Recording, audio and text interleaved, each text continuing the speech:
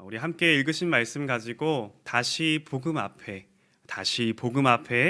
제목으로 하나님 말씀 나누도록 하겠습니다. 이번 주와 다음 주는 우리 사도행전의 말씀을 읽어가면서 그 안에서 예수 그리스도를 묵상하며 나아가게 될 텐데요. 어떠신가요? 저번 주 복음서에 비해서 좀 빠르게 넘어가지 않습니까? 사도행전을 읽어가시면서 이 복음의 역동적인 그 움직임을 매일매일 살펴보면서 도전하게 되는 이 사도행전, 오늘도 우리에게 주어진 그 복음을 누리시는 시간이 되길 간절히 소망합니다. 먼저 우리가 2주간 살펴보게 될 이 사도행전은 누가 썼습니까? 누가 썼죠? 바로 누가가 썼습니다. 그럼 어떤 내용을 다루고 있던가요? 사도행전을 읽어가시면서 어떤 내용이 읽히던가요? 바로 복음이 역동적으로 전파되어지는, 특별히 하나님께서 선물로 주신 무엇의 능력으로? 성령의 능력으로 복음이 전해지는 내용들을 다루고 있습니다. 특별히 오늘 우리가 살펴볼 믿음의 사람, 누가 등장합니까? 바로 스데반이 등장을 합니다. 복음을 전하다 순교한 것으로 우리가 잘 알고 있는 이 스데반. 그럼 오늘 말씀이 어떻게 시작하고 있죠? 우리 1절을 보니까 대제사장이 이르되 이것이 사실이냐? 이렇게 시작하고 있습니다. 대제사장의 의문으로 시작하고 있죠. 지금 말씀의 배경이 되는 곳은 바로 공회입니다. 이 스데반이 왜 오늘 공회 앞에 서게 되는 것이죠? 오늘 본문의 말씀을 이미 읽으신 분들은 아실 것입니다. 이 스데반이 성령의 충만함으로 이 복음을 열심히 전하다가 이 회당에서 논쟁을 하게 되죠. 그런데 이제 성령의 충만함으로 이제 말하기 때문에 그 시비를 걸었던 자들이 단 한마디도 그 논쟁에서 이겨내지를 못합니다. 그러자 그 시비를 걸었던 자들이 참 비겁한 짓을 하게 되죠. 제가 사도행전 6장 11절 말씀 읽겠습니다. 사람들을 매수하여 말하게 하되 이 사람이 모세와 하나님을 모독하는 말을 하는 것을 우리가 들었노라 하게 하고, 지금 이들이 거짓 증인을 딱 세워가지고 스데반이 모세와 하나님을 모욕했다라는 말을 했다면서 신고하는 것입니다. 특별히 구약만을 믿고 있었던 그 유대인들에게 모세의 영향력은 엄청났을 겁니다. 그래서 모세와 하나님을 모독했다라는 그 죄목으로 스데반이 붙잡히게 되는 것이죠. 그렇게 오늘 말씀의 배경이 되는 이 공회에서 이 스데반을 심판하기 위한 이야기가 펼쳐지게 되는 것입니다. 그럼 오늘의 말씀이 우리에게 어떤 메시지를 주는지 함께 살펴보기를 원하는데요. 특별히 오늘 말씀을 통해서 우리에게도 그 복음의 열정이 다시금 회복되어지는 그런 시간이 되길 소망합니다. 오늘 말씀이 주는 첫 번째 메시지는 우리의 하나님입니다. 오늘 공회 앞에 선 스데반은 이 두려움에 떠는 것이 아니라 오히려 담대하게 그 기회를 살려서 설교를 시작합니다. 그래서 대제사장이 사실이냐? 그게 진짜 사실이냐라는 그 물음에 이 종교 지도자들을 향해서 그들에게 너무나도 익숙한 이스라엘의 역사를 이야기하며 설교를 시작합니다. 사실 이 스데반의 설교는 사도행전 7장 1절부터 시작해서 53절까지 진행되는 이 사도행전에서 등장하는 가장 긴 설교입니다. 그는 거대한 이스라엘의 역사를 인물 중심으로 개관하기 시작하죠.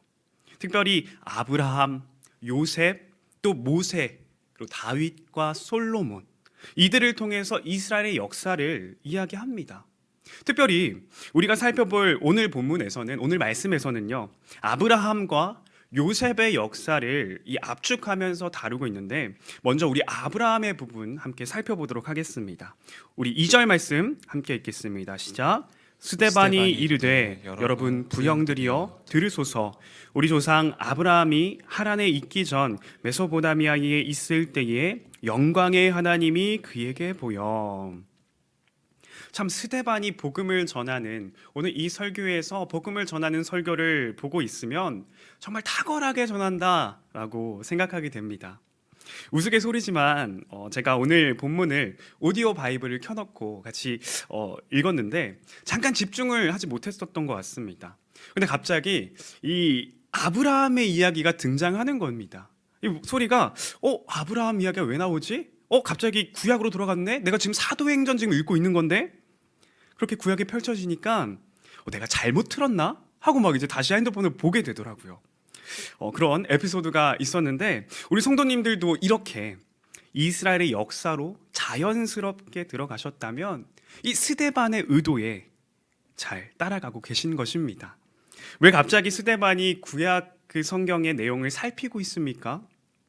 왜냐하면 스데반이 지금 이 구약의 역사와 그리고 예수님과 관련 지으면서 그 구원의 큰 그림을 그려가려 하기 때문입니다. 특별히 오늘 2절에서 스데반은 이 회중들을 확 사로잡는 부분이 되게 인상적인데요. 스데반은 청중들을 향해서 여러분 부영들여 들으소서. 우리 조상 아브라함이 지금 이 스데반의 상황은 어떻습니까?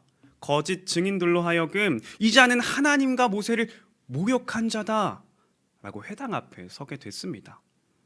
그런데 그 스데반이 지금 뭐 하고 있습니까? 청중들을 모두의 조상 아브라함 이야기로 끌고 들어가는 것입니다. 스데반은 계속해서 아브라함의 이야기를 압축하면서 풀어가죠. 우리 4절 말씀 함께 읽겠습니다. 시작. 아브라함이 갈대아 사람의 땅을 떠나 하란에 거하다가 그의 아버지가 죽음에 하나님이 그를 거기서 너희 지금 사는 이 땅으로 옮기셨느니라. 아멘. 여기서 스데반이 이스라엘 역사를 서술해 가면서 강조하는 특징을 한 가지 우리가 확인하게 됩니다. 바로 그것은 그 역사를 이끌고 가시는 그 주체가 바로 하나님이라는 것입니다. 누구라고요?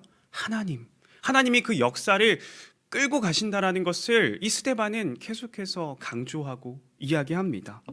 스데반이 아브라함부터 시작해서 이스라엘 역사를 총괄적으로 다루는 이유가 바로 여기에 있는 것입니다.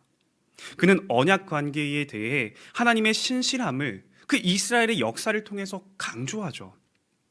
그래서 스데반은 하나님을 주어로 해서 아브라함과 관련된 모든 이야기를 풀어가기 시작합니다.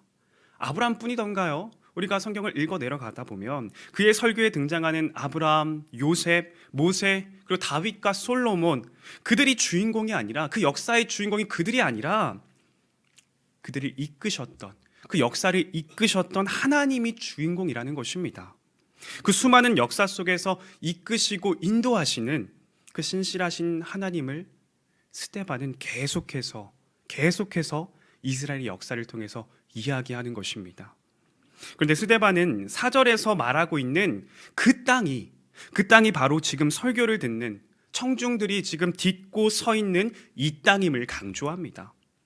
그는 그때와 지금의 그 두 지평 사이에 약 2000년간의 그 역사적 공백을 단숨에 이어버립니다. 이것이 어떻게 가능한 것입니까? 바로 아브라함의 하나님이, 그 역사 속에서 등장했던 그 역사의 주인공이셨던 하나님이 지금 자신들의 하나님이기에 가능한 일인 것입니다. 지금 그들은 아브라함이 약속으로 받은 그 땅에서 후손으로서 살며 같은 하나님을 믿고 있다는 것을 이를 통해서 이야기하는 것이죠.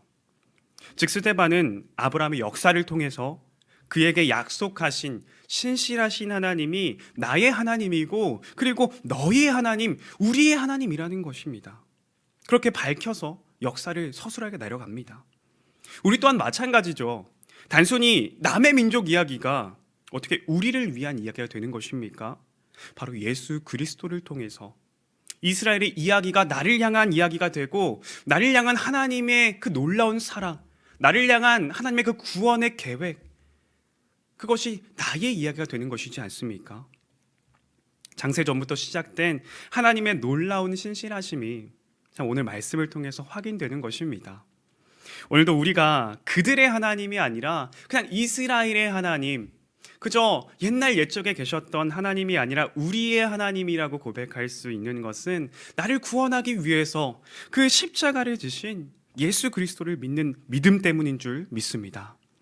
그래서 오늘 이 스데반의 설교를 통해서 참 자신이 그토록 주장하는 그 하나님이 너희들이 믿는 하나님과 똑같은 하나님임을 고백하는 그의 설교를 통해서 우리 또한 예수 그리스도를 통해서 그들의 하나님이 아니라 우리의 하나님으로 고백할 수 있는 은혜가 주어졌음을 감사하게 되는 것입니다. 그러니 오늘도 성경 속에 갇혀 계신 하나님이 아니라 그저 이스라엘의 하나님으로 끝나는 것이 아니라 오늘도 살아 역사하시는, 내 삶에서 동일하게 일하시는 그 복음의 은혜를, 그 구원의 은혜를 누리시는 오늘 되시기를 바랍니다. 두 번째로는 믿음의 기준입니다. 스데반은 이어서 야곱에 대해서는 간략하게 이야기하고 요셉의 이야기로 넘어갑니다. 우리 9절과 10절 말씀 함께 읽도록 하겠습니다. 시작. 여러 조상이 요셉을 시기하여 애굽에 팔았더니 하나님이 그와 함께 계셔 그 모든 환난에서 건져내사 애굽 왕 바로 앞에서 은총과 지혜를 주심에 바로가 그를 애굽과 자기 온 집의 통치자로 세웠느니라. 스데반은 이 하나님께서 요셉과 함께 계셨고 요셉이 당한 모든 환난에서 지켜주실 뿐만이 아니라 애굽 왕 바로 앞에서 은총과 지혜를 주셔서 그 애굽의 통치자로 세우셨다며 그 요셉의 생애를 요약하고 있습니다.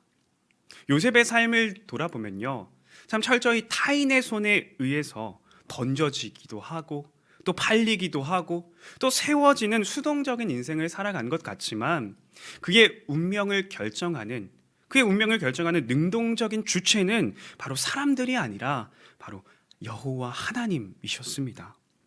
스데반은 요셉의 삶을 요약하면서 바로 이 점을 강조합니다. 우리 10절 한번 다시 띄워주시겠습니까? 우리 10절 살펴보니까 이 스데반은 10절에서 요셉을 통치자로 세운 주어를 바로라고 번역을 했지만 우리가 요셉의 삶을 자세히 살펴보면 어떻습니까? 바로가 세운 것이 아니라 실제 문장의 주어는 그와 함께 계셨던 하나님이 되는 것입니다. 계속해서 스데반은 이 이스라엘의 역사를 이야기하면서 믿음의 조상들이 주인공이 아니라 계속해서 그 주인공이 하나님이라는 사실을 이야기하고 있습니다. 강조합니다. 그렇습니다. 이 스데반뿐만이 아니라 구약의 전체를 살펴보면요, 그 역사의 주인공이 이 여호와 하나님이시라는 것을 확인하게 되죠. 구약뿐이겠습니까? 신약에서도 동일하게 확인하게 되죠. 그를 통해서 또 우리가 무엇을 알게 됩니까? 우리가 계속 요즘 함께 말씀을 묵상하고 있는 것이 열왕기하 말씀 아닙니까? 그렇게 말씀을 살펴보다가 요즘 묵상하고 있는 본문이 남유다와 이 아수르의 대치되는 상황들을 살펴보지 않았습니까? 그를 통해서 아수르는 자신들이 이룬 위대한 업적들을 자랑하면서 남유다를 조롱했습니다. 우리가 이러한 일들을 행했었고 이렇게 남들 눈치도 보지 않았고 우리가 이렇게 행했다라고 자신의 업적들을 자랑하면서 남유다를 조롱했습니다. 자신의 업적들에 취해서 계속해서 야, 우리가 역사의 주인공이야 라고 고백한 그들의 모습을 봅니다. 하지만 그런 그들을 향해서 하나님께서 뭐라 하셨죠? 제가 열왕기하 19장 25절의 말씀을 읽겠습니다. 내가 듣지 못하였느냐? 이 일은 내가 태초부터 행하였고 옛날부터 정한 바라. 이제 내가 이루어 너로 견고한 성들을 멸하여 무너진 돌무더기가 되게 함이니라. 아멘. 아수르가 자신들을 높이면서 위대한 역사들을 자신들 스스로 이루어냈다. 우리가 이러한 위대한 업적들을 이뤘다라고 이야기하고 자랑하지만 이 모든 일들이 하나님께서 이미 태초부터 행하셨던 일, 이미 옛날부터 계획하셨던 일이라는 것을 우리는 확인하게 됩니다. 즉 우리는 스데반의 그 설교뿐만이 아니라 이 많은 구약의 말씀에서도 많은 신약의 말씀에서도 역사의 주관자가, 역사의 주인공이 누구임을 알게 됩니까? 바로 여호와 하나님이심을 고백하게 되는 것입니다. 다시 오늘 말씀으로 돌아와서 스데반은 이어서 요셉의 이야기, 그 대반전의 서사를 소개하죠. 우리 11절 말씀 우리 함께 읽도록 하겠습니다. 시작. 그때에 애굽과 가나안 온 땅에 흉년이 들어 큰 환란이 있을세 우리 조상들이 양식이 없는지라. 우리가 너무나도 잘 알고 있는 그 스토리가 펼쳐지게 되죠. 가나안 온 땅에 흉년이 들기 시작합니다. 그래서 야곱은 자신의 아들들을 애굽으로 보내게 되죠. 거기서 요셉은 자신의 형들과 마주하게 됩니다. 그렇게 자신을 팔아넘겼던 그 구덩이로 떠밀었던 그 형들을 만나게 되죠. 그리고 아침 드라마에만 나올 법한 그 장면이 펼쳐지게 됩니다. 저는 요셉의 인생에서 가장 기억에 남는 부분을 뽑아보라고 한다면 잊혀지지 않는 그의 고백이 있습니다. 바로 창세기 45장 5절 말씀인데, 당신들이 나를 이곳에 팔았다고 해서 근심하지 마소서, 한탄하지 마소서. 하나님이 생명을 구원하시려고 나를 당신들보다 먼저 보내셨나이다. 아멘. 만약 제가 요셉이었다면 이렇게 말하지 못했을 것 같습니다. 참 늘 누군가에 의해 흘러갔던 그의 인생이지만 요셉 자신은 알고 있었습니다. 내 인생을 주관하시고 인도하시는 분이 바로 하나님이시다, 이 사실을 알고 있었기에 요셉의 인생의 기준이 자기 자신이 아니라 바로 여호와 하나님이시였기 때문에, 이런 확고한 기준이 그에게 있었기 때문에 형들에게 버려졌을 때에도, 애굽으로 팔렸을 때에도, 누명을 쓰고 감옥에 갇혔을 때에도, 또 그리고 애굽의 총리로 세워졌을 때에도 그 모든 순간순간마다 그 기준을 하나님께로 맞추었기에 자신을 팔아넘긴 형들을 다시 만났을 때에 그가 내뱉었던 말이 하나님께서 나를 먼저 보내셨습니다. 그렇게 고백할 수 있었던 것입니다. 그 기준을 하나님께 맞추니까 매 순간마다 자신의 인생을 주관하시고 인도하신다라는 그 믿음의 고백이 그의 인생에서 끊임없이 고백되어질 수 있었던 것입니다. 이렇게 오늘 하나님께 기준을 맞추었던 이 스데반, 그리고 아브라함과 요셉과는 다르게 다른 기준을 가졌던 사람들도 우리가 말씀을 통해서 확인하게 되죠. 누굽니까? 바로 종교 지도자들입니다. 그들의 기준은 하나님께 있는 것이 아닙니다. 바로 자신에게 향해 있었죠. 그래서 다른 사람들이 자신을 어떻게 생각할까? 다른 이들에게 자신이 어떻게 보여질까? 이것만을 생각합니다. 그래서 스데반과 논쟁을 했을 때에 이기지 못하니까 다른 사람들을 시켜가지고 그렇게 매수를 해서 거짓 증언을 하게 하지 않습니까? 그렇게 스데반을 감옥에 가두고 거짓 증언들을 세워서 공회 앞에 심판받게 만드는 것 아닙니까? 종교 지도자들의 기준은 늘 한결같이 하나님이 아니라 오로지 자기 자신이었습니다. 오늘 말씀에서 등장하는 이 상반되는 두 그룹을 바라보면서 내 자신의 모습을 돌아보게 됩니다. 기준을 맞춘다는 것은 정말로 중요합니다. 제가 엊그제 아내랑 이야기하다가 불현듯이 아내가 제 어린 시절 이야기를 이제 꺼내더라고요. 어떤 일이 있었냐면요. 제가 초등학교 저학년 때 이제 교회에서 알게 된 이제 아는 동생과 함께 그 친구 집에 놀러가서 아는 동생네 집에 놀러가서 함께 논 적이 있습니다. 어릴 때 재밌게 놀다 보니까 시간 가는 줄 모르고 막 재밌게 놀았죠. 그러다 보니까 해가 떨어졌습니다. 캄캄한 어둠이 찾아오고 저녁 시간이 되었는데 이제 아주머니가 집에 데려다 줄게 하시는 겁니다. 그래서 아주머니를 따라서 같이 집으로 향하고 있는데 급하게 일이 생기셨다는 겁니다. 아주머니가 급하게 가보셔야 돼서 이제 저 혼자 집으로 가야 되는 상황이 펼쳐지게 됩니다. 한 번도 가보지 못한 동네, 아무것도 알지 못하는 길인데 저보고 이제 혼자 가라는 겁니다. 그때 나이도 어렵고 길도 잘 모르니까 막 이제 걱정되는 겁니다. 내가 어떻게 집에 가지? 막 두렵고 막 이제 너무 무서운 겁니다. 근데 그때 아주머니가 어둠 속에서 밝게 빛나는 십자가를 딱 가리키시면서 이렇게 말씀하시더라고요. 자, 저기 우리 교회 그 십자가 저기 보이지? 저것만 보고 가면 교회가 나올 거야. 그렇게 얘기하시더라고요. 저 멀리서 제가 어릴 때 다녔던 그 교회의 십자가가 아주 자그맣게 보였습니다. 참 그 말을 들으니까 두렵던 마음이 어느 순간 재밌겠다라는 마음으로 바뀌게 되는 것입니다. 그렇게 길도 몰랐던 제가 십자가만 보면서 여기서 이렇게 가야지 저렇게 가야지 십자가만 보면서 가니까 점점 작게 보였던 그 십자가가 커지면서 어느새 교회에 도착해 있더라고요.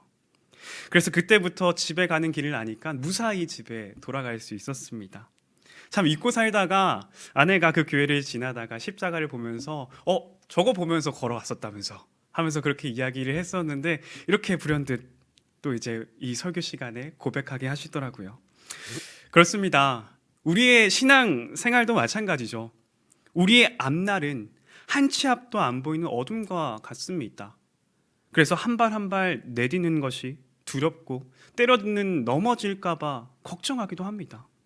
그러나 우리가 예수 그리스도의 십자가를 기준 삼고 간다면 그 어떤 어려움이 와도 내가 모르는 길이라고 할지라도 예수님께서 먼저 걸어가셨던 그 믿음의 길을 담대하게 걸어가게 되는 줄 믿습니다. 오늘 여러분들의 기준은 어디에 맞춰 있습니까? 하나님, 아니면 하나님이 아닌 모든 것에 맞춰 계십니까? 오늘 말씀은 하나님께 기준을 맞추었을 때에 그 신실하신 하나님께서 어떻게 일하셨는지 이스라엘의 역사를 통해서 확인하게 됩니다. 특별히 이스라엘의 역사의 절정은 바로 예수 그리스도입니다. 하나님의 오랜 계획의 실행이자 역사 속에서 함께 하신 그 신실하신 하나님의 절정임을 보여줍니다. 따라서 오늘도 이 말씀을 붙잡으시며 내 인생의 기준을 주님께로 맞추며 그 역사의 절정이신 예수 그리스도와 함께 오늘을 살아가시는 저와 여러분들 되시길 바랍니다. 우리 마지막으로 세 번째, 복음의 증인입니다. 오늘 우리가 이 스데반의 설교를 다 살펴보지는 못하지만 이 스데반의 마지막은 어떻습니까? 우리가 잘 알고 있죠. 화를 참지 못한 이들이 스데반을 성 밖으로 끌고 가서 돌을 던져 죽이지 않습니까? 목숨을 걸면서까지 이 복음을 전했던 스데반, 이 모습을 보면서 무엇을 느끼십니까? 오늘도 그 공회 앞에서 신문을 당할 때 참 마지막 최후의 변론의 기회를 설교하는 데 사용하는, 설교하는 데 쓰는 그 스데반을 바라보면서 무엇을 느끼십니까? 그냥 보통 사람들처럼 살지, 그냥 평범한 사람들처럼 그냥 익숙한 삶을 살아가지 왜 그렇게 유난을 떨어서 저렇게 끝을 맞이할까? 우리 옛날 어른들이 자주 이런 말을 하셨죠. 가만히 있으면 뭐는 간다? 중간은 간다. 그런데 사도행전을 읽으시면서 가만히 있는 사람들을 보게 됩니까? 아니요. 사도행전에는요, 믿음의 사람들의 발걸음을 다루고 있습니다. 그들의 발자취를 다루고 있습니다. 스데반을 포함해서 많은 믿음의 사람들이 목숨을 걸기 시작합니다. 도대체 왜 그럽니까? 왜 그들이 목숨을 걸고 나아갑니까? 왜 그냥 그들이 평범한 사람들처럼 가만히 있으면 중간은 갈 텐데 왜 가만히 있지를 못하는 것입니까? 그 이유는 바로 복음 때문인 줄 믿습니다. 복음은 사람을 완전히 바꿔놓는 일이죠. 나의 정체성을, 우리의 정체성을 완전히 바꿔놓는 사건입니다. 복음을 받은 자들에게 예수님께서 이 사명을 주셨죠. 사도행전 1장 8절 말씀입니다. 우리 한 목소리로 같이 읽겠습니다. 시작. 오직 성령이 너희에게 임하시면 너희가 권능을 받고 예루살렘과 온 유대와 사마리아와 땅끝까지 이르러 내 무엇이 되리라? 내 증인이 되리라 하시니라. 아멘. 복음의 증인이 되는 삶을 살아가는 것입니다. 혹시 복음을 전하는 것에 주저하시는 분들이 계십니까? 아니면 증인의 삶을 살아가는 것에 주저하시는 분들이 계십니까? 그렇다면 사도행전의 말씀을 계속해서 묵상하시길 바랍니다. 복음의 증인이 되는 삶에는 예수님께서 조건을 하나 거십니다. 하나 붙이시죠. 그게 무엇입니까? 오직 성령이 너희에게 임하시면. 내가 복음을 전하지만 그 주체는 성령께서 하신다라는 것입니다. 성령이 우리로 하여금 할 말을 생각나게 하고 기억나게 하신다는 거죠. 그래서 사도행전에서 우리가 이전에 복음서에서 읽어왔던 정말 찌질한 그 제자들의 모습은 온데간데 없고 담대하게 성령의 충만함으로 나아가는 그 제자들의 모습을 확인하지 않습니까? 오늘 스데반 또한 그 성령의 충만함으로 복음을 증거하는 삶을 살아갑니다. 저는 특별히 이번 특세 가운데에 참 많은 도전을 받게 되었습니다. 이 복음의 증인으로 살아가는 삶, 내 삶에서 하나님을 증거하며 살아가는 그 모습을 저희 아이들을 통해서, 저희 부서 아이들을 통해서 고백하게 하셨습니다. 이번 특색 때 혹시 다들 이 음판 받으셨나요? 받으셨습니까? 많은 성도님들이 도전을 하셨는데 저희 청소년부에도 이 음판을 받은 친구가 있습니다.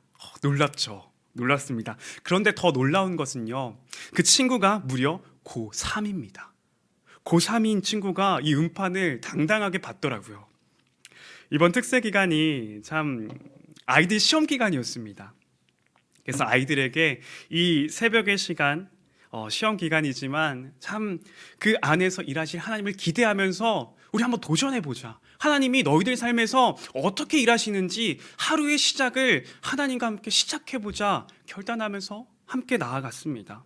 근데 이제 많은 아이들이 시험 기간이기 때문에 특세를 포기하고 있을 때 제 눈에 이상한 아이들이 눈에 띄기 시작하는 겁니다.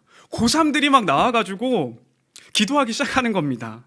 그저 중간고사, 기말고사가 아니라 수능을 앞둔 이 고3 친구들이 나와서 기도하고 하루의 시작을 하나님과 함께 여는 그 모습을 확인하게 됐습니다. 그래서 그 모습을 바라보면서 저뿐만이 아니라 저희 청소년부 선생님들 또 그리고 저희 청소년부 친구들 모두에게, 아이들 모두에게 많은 도전을 불러일으켰습니다. 저는 하나님께서 분명 이 시간들을 분명히 기억하셨을 거라고 믿습니다. 자신의 삶을 통해서 하나님을 증거하며 살아가는 우리 아이들을 바라보면서 다시 한 번 더 이 복음의 증인의 삶을 살아가기를 결단하게 됐습니다. 그렇지, 우리 아이들도 저렇게 하나님 앞에 나아가는구나. 내가 다시 한 번 더 내 삶을 점검하고 내가 복음의 증인으로 살아가야지. 같이 다짐하는 시간들이 되었습니다. 오늘 사도행전의 말씀은 우리에게 다시금 그 복음의 사명을 일깨워 줍니다. 오늘도 동일하게 복음의 증인이라는 그 사명이 우리에게 주어졌습니다.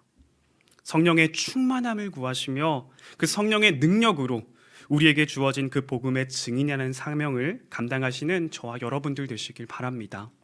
이제 말씀을 정리하겠습니다. 오늘 말씀은 종교 지도자들을 향한 스데반의 설교를 다루고 있습니다. 스데반은 종교 지도자들에게 너무나도 익숙했던, 그들이 잘 알고 있었던 이스라엘의 역사를 이야기하며 자신의 설교를 풀어갑니다. 스데반의 설교를 통해서 우리는 무엇을 확인하게 되었습니까? 우리에게 주는 메시지가 무엇이었습니까? 첫 번째는 우리의 하나님이었습니다. 이 스데반의 설교를 통해서 우리는 먼저 우리의 하나님을 고백하게 됩니다. 오늘 이스라엘 역사가 우리를 향한 구원의 역사가 되는 이유는 나를 구원하기 위해 십자가를 지신 예수 그리스도 때문입니다. 그러니 이 믿음을 가지고 그들의 하나님이 아니라 우리의 하나님을 고백하며 오늘을 살아가시길 바랍니다. 그런가 하면 두 번째로 믿음의 기준이었습니다. 우리는 오늘 말씀을 통해서 이 우리의 기준을 점검하게 됩니다. 자신에게 기준을 맞추며 살아간 종교 지도자들과는 다르게 스데반과 아브라함과 요셉, 그들의 공통점은 믿음의 기준이 하나님께로 향했다는 것입니다. 그럴 때 신실하신 하나님께서 그들의 삶 가운데 개입하시고 일하시는 놀라운 역사가 일어납니다. 그런데 그 역사의 절정인 예수 그리스도를 믿는 우리의 삶은 어떻겠습니까? 오늘도 주님께 내 믿음의 기준을 맞추고 주님과 함께 살아가시는 저와 여러분들 되시길 바랍니다. 마지막으로 복음의 증인이었습니다. 오늘도 우리에게 복음의 증인으로 살아가는 사명이 주어졌습니다. 오늘도 성령의 충만함을 구하며 나의 삶의 작은 영역에서부터 모든 영역에 이르기까지 내 삶에서 주님을 증거하는 저와 여러분들로 살아가시길 주님의 이름으로 축복합니다.